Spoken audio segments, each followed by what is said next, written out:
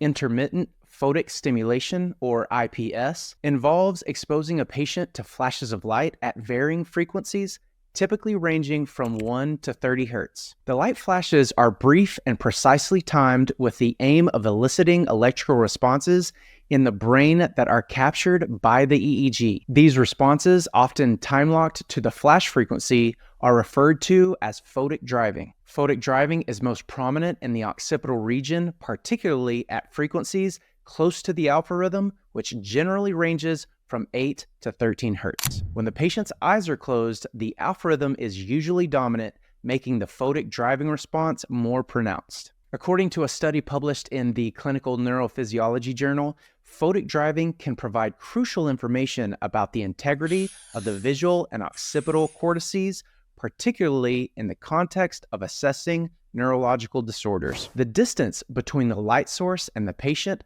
plays a critical role in the effectiveness of the IPS. To optimize stimulation, the light source is usually placed less than 30 centimeters in front of the patient. This proximity ensures that the light stimulus is intense enough to provoke a strong response. During IPS, you may observe subharmonics and harmonics of the flash frequency, which can be seen as additional waveforms that either half or double the frequency of the initial stimulus. These are normal variations and indicate a healthy interaction between the visual stimuli and the brain's rhythmic activity. In some cases, photomyoclonic responses can be observed. These are muscle artifacts that occur primarily in the frontal regions, characterized by repetitive local contractions of the frontalis musculature, triggered by the light stimulus. The paraocular muscles might also be involved, sometimes causing brief lightning-like head jerks. Myogenic spikes, typically occurring 50 to 60 milliseconds after the flash, increase in amplitude as the stimulus frequency rises. While these responses are generally considered normal,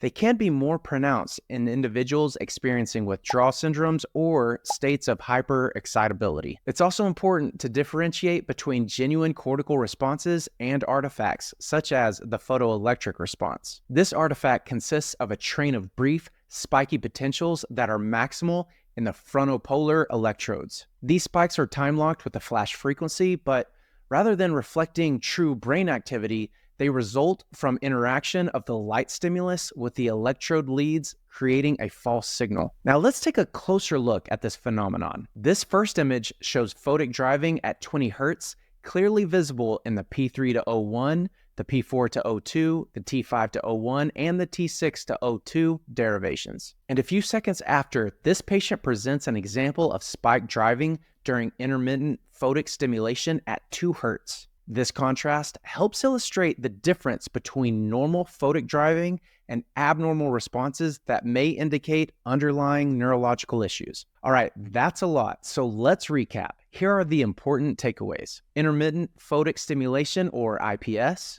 a technique used during EEG to assess brain response to visual stimuli, typically ranging from 1 to 30 Hz. Photic driving, time-locked electrical responses most prominent in the occipital region and at the frequencies close to alpha rhythm. Artifacts includes photomyoclonic responses and the photoelectric response, which must be distinguished from true cortical activity. Clinical relevance. Photic driving and related responses are valuable in assessing the function of visual and occipital cortices, as well as detecting abnormalities in certain neurological conditions. And that's it, everyone. Hey, if you want longer form educational content, we are excited to announce that we have launched a podcast series going over all things neurology and neurodiagnostics. We will have physicians, authors, technologists, and the like talking with me about our fascinating specialty. So check out the Corticare podcast by simply searching for it in the YouTube search bar or anywhere you get your podcasts. Thanks, and I'll see you next Tuesday.